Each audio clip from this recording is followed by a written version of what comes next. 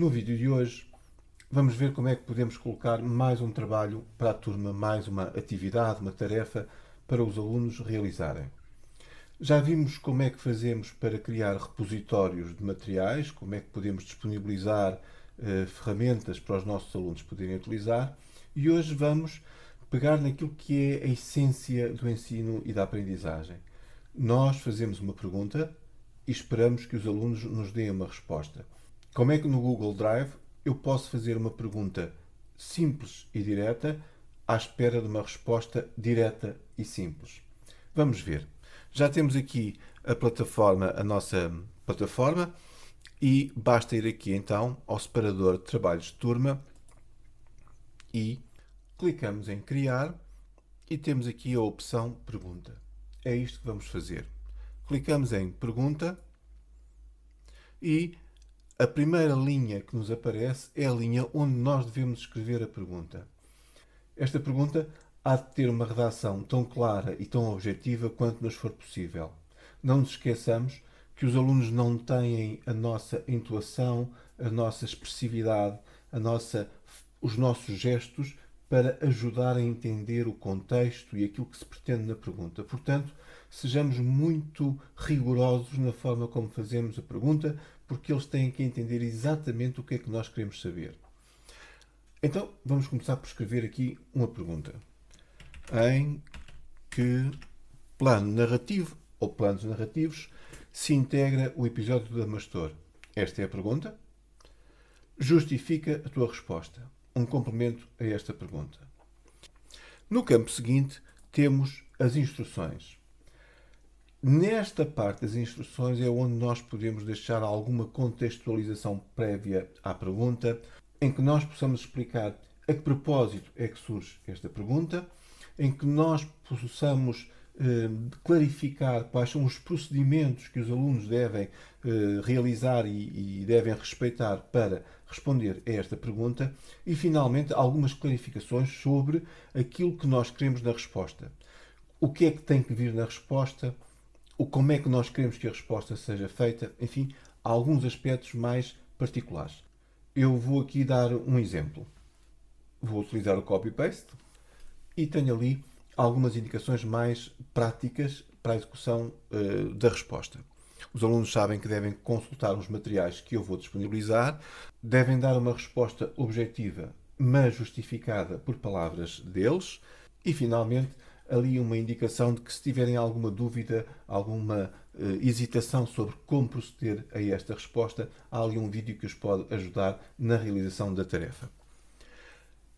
Para todas as perguntas, é possível adicionar ainda recursos ou materiais que os alunos possam eventualmente utilizar ou dos quais eles possam fazer uso para construir a sua resposta. Eu vou também aqui adicionar alguns materiais, alguns recursos que têm a ver com a pergunta que está em causa. Vou começar por adicionar 2 links.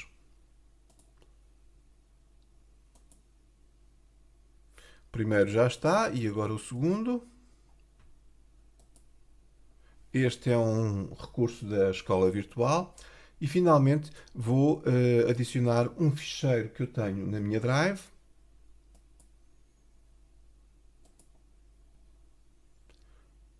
O ficheiro chama-se os Lusíadas 3. E finalmente adicionar um vídeo do YouTube. Neste caso, vou fazer de forma um pouco diferente daquela que fiz da última vez, que é, em vez de ir pesquisar o título, eu vou já dar o endereço, o URL desse vídeo que está do YouTube.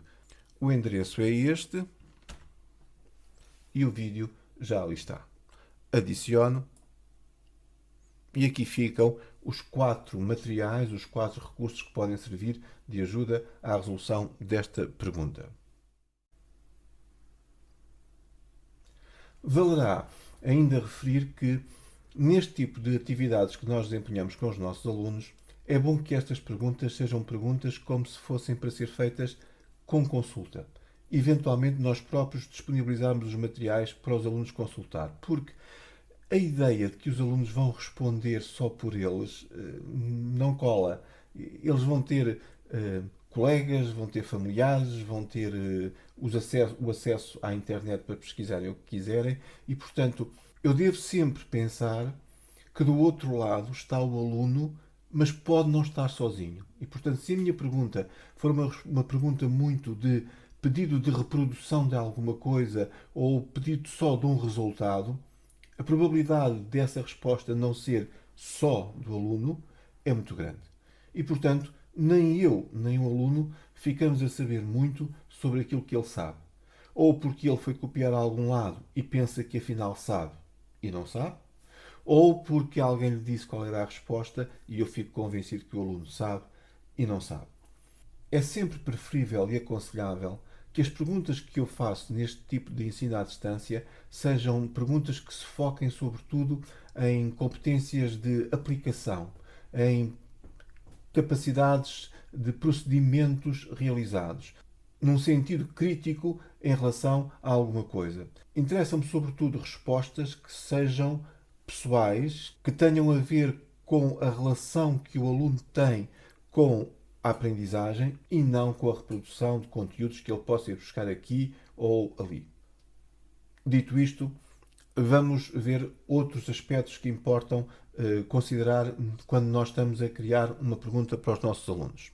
Aqui do lado direito, voltamos a poder escolher para quem é que se destina essa pergunta. Se para uma turma específica ou se para um conjunto de turmas. Neste caso, eu tenho várias turmas e eu podia aplicar esta pergunta a várias turmas em simultâneo. Por exemplo, eu vou deixar só o português 9x, mas percebem que eu podia escolher e aplicar esta pergunta a várias turmas. Ao lado tenho a opção para escolher para quantos alunos ou para que alunos é que eu quero atribuir esta pergunta. Pode ser para toda a turma, podem ser perguntas de grupos ou podem ser perguntas dirigidas claramente a um aluno ou a outro aluno em particular. Neste caso, eu vou deixar para os nossos dois alunos aqui da turma. Depois temos aqui estas categorias de classificação. Estas categorias de classificação são as mesmas que nós criámos quando estivemos na definição da disciplina e trabalhámos aqui eventualmente algumas categorias de classificação. Se bem se recordam, no caso desta turma, na altura eu disse que não ia fazer nenhuma categoria de classificação, depois acabei por definir algumas e essas categorias, no meu caso, têm a ver com os domínios da disciplina. Tem a ver diretamente com os critérios de avaliação que eu tenho para a disciplina. E no caso do português, nós temos como domínios essenciais a escrita, a leitura e a interpretação, a educação literária, a gramática e a oralidade. Neste caso, esta pergunta faz todo sentido que seja colocada sob a categoria educação literária. Então, eu vou deixar aqui a categoria de classificação Educação Literária, mas percebam que podia não ter deixado aqui nada. Vou atribuir X pontos de classificação a esta pergunta. Eu posso sempre aqui alterar a classificação que quero, 15, 25, enfim, o que me apetecer, 10, qualquer coisa. Ou posso pôr sem classificação nenhuma, no caso de escolher ter a pergunta e não a classificar. A única vantagem que eu vejo na classificação é, sobretudo da parte dos alunos, eles terem a consciência de que aquele trabalho é um trabalho sério, que aquilo que eles estão a fazer é um trabalho que o professor leva em consideração, é um trabalho que não é um passatempo, é um trabalho que também conta, que também pode ser objeto de classificação. Não estou muito preocupado com a nota e com a classificação final. Estou mais preocupado com aquilo que os alunos pensam e com aquilo que eu quero que eles façam, utilizando, por exemplo, este truque da classificação. Depois tenho uma outra opção que é nova, que ainda não tínhamos visto, que é a data da conclusão. Isto significa que eu posso definir para uma destas tarefas, uma destas atividades, uma data limite até à qual os alunos têm que entregar a sua resolução. Neste caso, para esta pergunta, eu vou dizer que há uma data, clicando ali e escolhendo no calendário qual é a data limite que os alunos devem respeitado na entrega deste trabalho. Obviamente, convém que estas datas sejam, quando estamos a trabalhar só no ensino à distância, um pouco mais generosas, um pouco mais alargadas, porque nós nunca sabemos muito bem o que é que se passa do lado de lá e quais são as disponibilidades e as possibilidades que os alunos têm. Então, neste caso, eu vou dar, ora, hoje é sábado, vou deixar isto para até quarta-feira. Os alunos têm que me responder a esta pergunta. Vou selecionar aqui 22 e posso eventualmente até escolher uma hora. Em relação à hora, deixem-me só esclarecer-vos uma coisa. Se eu puser aqui, por exemplo, 12 horas, isto significa que um trabalho que seja entregue no dia 22 do 4 às 12 horas é um trabalho que já é entregue com atraso. Porque este é o limite a partir do qual todos os trabalhos têm que estar entregues. Se eu quiser que os alunos entreguem mesmo até ao meio-dia do dia 22, então eu devo deixar ali como hora de limite meio-dia e 1. Ou seja, 1 minuto depois do meio-dia, todos os trabalhos têm que estar entregues. Portanto, os alunos tiveram que os entregar todos no limite até ao meio-dia. Posso também não utilizar hora nenhuma, que é o que eu vou fazer, e ficar só o dia. Portanto, eles podem entregar até ao limite daquele dia. Os alunos podem entregar os trabalhos atrasados. Mesmo que eles entreguem ao meio-dia e 10 ou ao meio-dia e um quarto ou no dia seguinte, o sistema recolhe na mesma os trabalhos. A única coisa que acontece é que o aluno fica com a indicação de que entregou o seu trabalho atrasado e o professor recebe a notificação de que aquele trabalho foi entregue depois do prazo que tinha sido estabelecido. Tópicos. Estes tópicos são formas de arrumar as matérias dentro da nossa Google Classroom, dentro da nossa turma. Há várias formas de o fazer. Eu vejo como mais naturais 3 ou 4 formas de arrumar a matéria. Ou por unidades didáticas, que podem ser as unidades que estão, por exemplo, no manual, ou por domínios do saber, aquilo que nós estávamos a falar há um bocadinho, da oralidade, da gramática, etc., ou por períodos temporais, que me parece que é capaz de ser até o mais objetivo e o mais funcionável. Este trabalho, esta atividade, pertence ao conjunto de trabalhos que se fizeram nesta semana, que se fizeram neste mês, num limite mais abrangente que se fizeram num determinado período escolar ou num semestre, se quisermos chegar a tanto.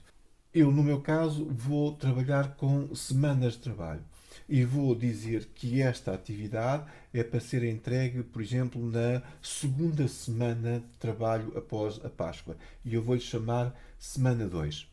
Então eu vou colocar esta atividade no tópico semana 2. Não está.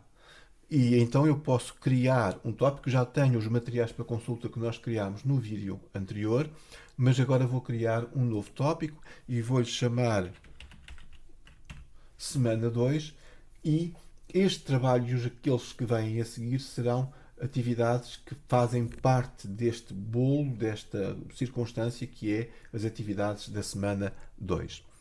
Finalmente, a ideia que os alunos podem responder uns aos outros, isto é uma tradução muito infeliz, não é que os alunos possam responder uns aos outros. O que está ali por trás é os alunos podem ver as respostas uns dos outros. Ou seja, um aluno, depois de responder, pode ter acesso às respostas que os seus colegas, entretanto, já deram. Não lhe vai adiantar nada porque a sua resposta está dada, mas pode ver as respostas dos seus colegas. Se bem que até o professor dar como vista a resposta, é possível que o aluno edite, altere a sua resposta. Isto se nós dermos um visto na opção de baixo. Os alunos podem editar a sua resposta. Cuidado aqui, porque se nós deixarmos que os alunos possam responder, não, possam ver as respostas uns dos outros e depois também deixarmos que os alunos possam editar as suas respostas, eles podem dar a sua resposta, a seguir veem o que é que os seus colegas de turma responderam e antes que o professor tenha acesso à resposta daquele aluno, ele altera e edita a sua resposta. Em alguns casos pode fazer sentido, noutros casos não fará. Eu vou retirar a permissão de que os alunos possam editar a resposta. Ou seja, o aluno, depois de responder, pode ver como é que os colegas responderam, mas já não altera a sua resposta. Está dada, está dada. E agora iria ali ao botão perguntar para publicar a minha pergunta. Deixem-me explicar-vos algo de curioso antes. Se virmos aqui em cima, ao lado da pergunta, eu posso escolher que tipo de resposta é que eu quero. Posso ter uma resposta curta. Curta aqui quer dizer que não há limite de caracteres. Não há de facto. Ou posso escolher uma resposta de escolha múltipla. Se eu escolher esta opção, escolha múltipla, a pergunta é ligeiramente alterada. Passam a surgir-me aqui as opções que eu devo escrever para o aluno escolher ou não. Eu vou escrever aqui algumas opções para depois comentarmos. O plano da viagem. Escolho ali adicionar opção. Outra opção, basta clicar aqui na linha e escrever o que eu quero. Tenho aqui os 4 planos, mas neste caso vou ainda um pouco mais além. E são estas as opções que eu dou ao aluno para ele escolher. E ele só vai poder escolher uma destas. Por isso é que eu disse que ia um pouco mais além, é porque a resposta pode ser provavelmente o plano da viagem e o plano da mitologia. Então eu vou-lhe dar aqui a possibilidade de ele escolher em 2 destes planos. Quando a pergunta é de escolha múltipla, de resposta de escolha múltipla, aqui já não aparece aquela opção de que os alunos podem responder uns aos outros, que nós sabemos que quer dizer basicamente é que os alunos podem ver as respostas uns dos outros, mas aparece-nos a opção os alunos podem ver o resumo da aula. Não diz quase nada e não se percebe. O que isto quer dizer é que os alunos podem ver, depois de darem a sua resposta, também quais foram as respostas dos outros colegas. Só que as respostas dos outros não são respostas escritas, não são respostas textuais, são apenas escolhas feitas. E, portanto, ele vê, digamos assim, uma súmula, um conjunto de resultados, quantos é que escolheram a primeira opção, quantos é que responderam a segunda, quantos é que escolheram qualquer destas opções. E, portanto, vai ter também o feedback de como é que está o resto da turma a responder, mas não de forma identificada colega a colega, ele não sabe quem é que deu esta resposta ou quem é que deu aquela resposta, mas sabe quantos é que escolheram a opção A ou quantos é que escolheram a opção B. E vamos agora ver como é que isto acontece na parte dos alunos, o que é que eles veem e como é que isto funciona na parte deles. Vamos passar para outro computador e já nos voltamos a encontrar. Estamos no computador do aluno 1 e ele recebeu já a informação, um mail, dizendo que há uma nova pergunta na plataforma. Se abrir esta mensagem, tem aqui a informação daquilo que foi partilhado e pode clicar no botão abrir para ver a pergunta concretamente. Chegado à sua plataforma Google Classroom, cá está a pergunta que lhe foi feita e os recursos que ele pode consultar para melhor responder à pergunta e a possibilidade de responder. Esta foi uma pergunta de escolha múltipla e a possibilidade de responder por aqui através das opções que estão disponíveis. Ele vai escolher a opção que quiser, neste caso, ele vai escolher o plano da viagem e terá que confirmar a sua entrega, terá que confirmar o envio desta resposta para o professor e para a plataforma através do botão entregar. Clicando em entregar, a sua resposta vai ficar disponível para todos os outros colegas e também para o professor. Há sempre a confirmação, se é mesmo isto que ele quer entregar, vamos dizer que sim. E cá está a sua resposta entregue. Há uma resposta para o plano da viagem, que é a dele, a do aluno 1, mas já alguém também respondeu a uma resposta para o plano da mitologia. Ele não sabe quem é que deu esta resposta, mas sabe que há pelo menos um colega da turma que também deu esta resposta. Na questão da escolha múltipla, ele não pode alterar a sua resposta depois de a entregar. Portanto, ele sabe que vai ter uma resposta esta e que alguém não concorda com ele e encontrou outra solução, que é o plano da mitologia. E neste momento não há respostas para nenhuma das outras opções. Mas a resposta está entregue e ele não pode fazer mais nada. Vamos agora ver, no caso da aluna 2, se o procedimento é exatamente o mesmo. Antes de irmos, vale só a pena dizer que ele pode sempre fazer alguns comentários em relação à sua resposta. A qualquer momento pode escrever aqui um comentário e enviar este comentário para a turma e para o professor, justificando, acrescentando alguma coisa à sua resposta. Vamos então ao computador da aluna 2.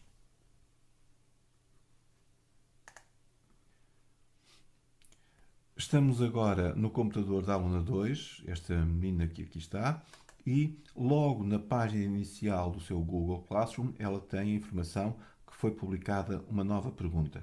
Se eu clicar nesta pergunta, cá temos nós a pergunta que foi feita, mas, como podem confirmar, esta é uma pergunta de resposta curta, não é a pergunta de escolha múltipla. Neste caso, ela tem a pergunta, tem aqui em baixo a indicação e diz que pede-lhe para dar uma resposta objetiva, mas justificada e por palavras tuas. Tem os conteúdos que foram disponibilizados e a aluna 2 vai escrever a sua resposta neste espaço, que não é limitado, é um espaço que ela pode ir escrevendo e ele vai abrindo espaço, mas é aqui que ela vai escrever a sua resposta. É o que ela vai fazer agora. E aqui está a resposta que ela acha que deve entregar ao professor. Só vai entregar ao professor, a resposta só fica submetida depois de ela carregar em entregar. Vai carregar em entregar. E reparem, eu deixei, ao contrário daquilo que disse que ia fazer naquele computador, deixei a opção do aluno poder editar para agora poder explicar isto. A aluna já submeteu a sua resposta, mas ela pode ver a resposta dos colegas e se ela clicar nesta opção, ela vai encontrar a resposta dela, mas também a resposta dos outros colegas. Neste caso só tem um, mas está aqui a resposta dos outros colegas. Se eu lhe der a possibilidade dela editar a sua resposta, até ao professor validar a resposta, ela pode sempre voltar à sua resposta e alterar, clicando em editar, alterar aquilo que escreveu e voltar a entregar.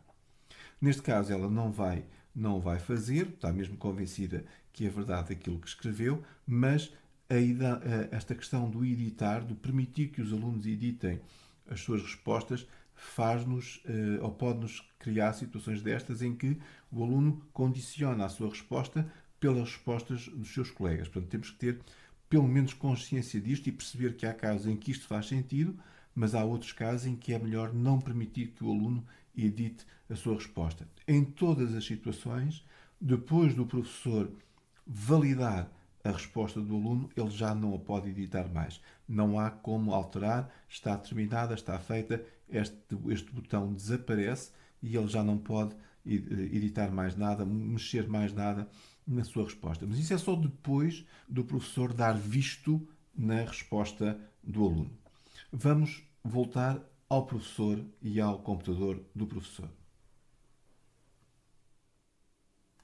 Eis-nos de novo no computador do professor. Vamos agora ver como é que o professor vê, como é que o professor recolhe e recebe as respostas dadas pelos seus alunos nesta plataforma. O mais funcional será provavelmente ir aqui aos trabalhos de turma, escolher o trabalho do qual ele quer ver as respostas. Vamos começar por um, por exemplo, que era a pergunta de escolha múltipla, se creio eu, não tenho a certeza.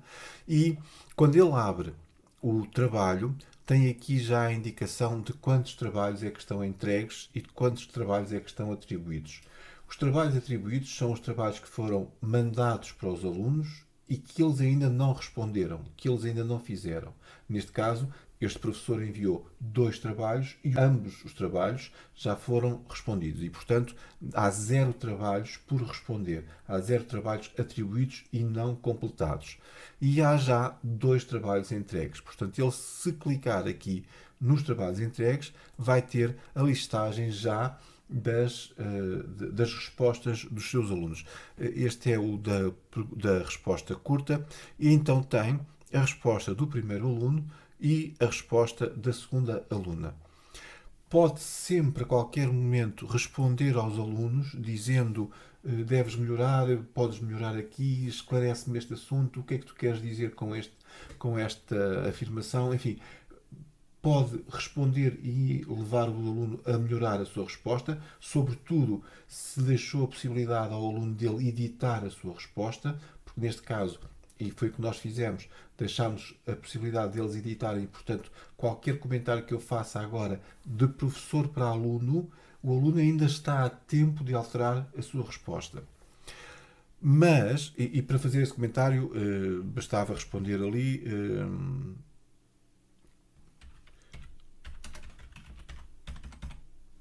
Pronto, e dá a sugestão. E para enviar o comentário para o aluno é preciso carregar nesta setinha para que o aluno possa receber o comentário que o professor lhe fez. A partir deste momento, a aluna 2 já tem na sua plataforma o comentário que o professor lhe fez. Enquanto o professor não validar aqui as respostas, estas respostas são sempre editáveis. A partir do momento em que o professor atribuir uma nota aqui, clicando e atribuindo, sabe que o total é para 10 pontos e atribui a nota que acha que este trabalho merece. E eu vou considerar que esta resposta está apenas meia certa e, portanto, vou-lhe dar metade da cotação, 5 pontos. E dá-me a possibilidade de devolver esta resposta. O devolver a resposta significa entregar ao aluno o trabalho que ele fez com a minha correção. E, portanto, se eu clicar aqui em devolver,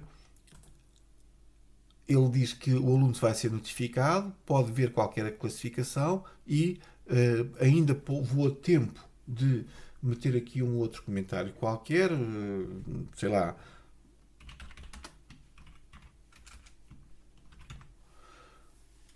Por exemplo, dizer para a aluna confrontar a sua resposta ou comparar a sua resposta com a resposta dada pelo aluno 1.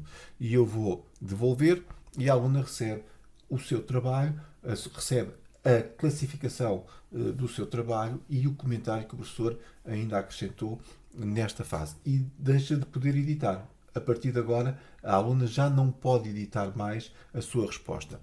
O aluno 1, que está aqui ainda na parte dos entregues e não dos classificados, porque eu ainda não atribuí nenhuma classificação ao aluno 1, ainda está a tempo de editar a sua resposta. Mas eu posso bloquear, se quiserem, as edições dos alunos, selecionando o aluno e mandando devolver, que pode ser ali em cima ou aqui ao lado, devolver a resposta. Mesmo se não lhe atribuir nenhuma classificação, basta eu clicar em devolver, aparece-me outra vez a mesma caixa de diálogo, mas eu vou devolver e o aluno vai receber a informação de que este trabalho foi visto, não tem classificação ainda, mas deixou de poder editar o trabalho. É como se o professor dissesse: está visto, a partir de agora eu vou classificar quando puder, mas não alteras mais, está fechado o trabalho. E vamos agora ver a outra pergunta. Voltamos à nossa área de trabalho e vamos ver de outra forma. Se eu clicar em pessoas, eu tenho aqui os meus alunos.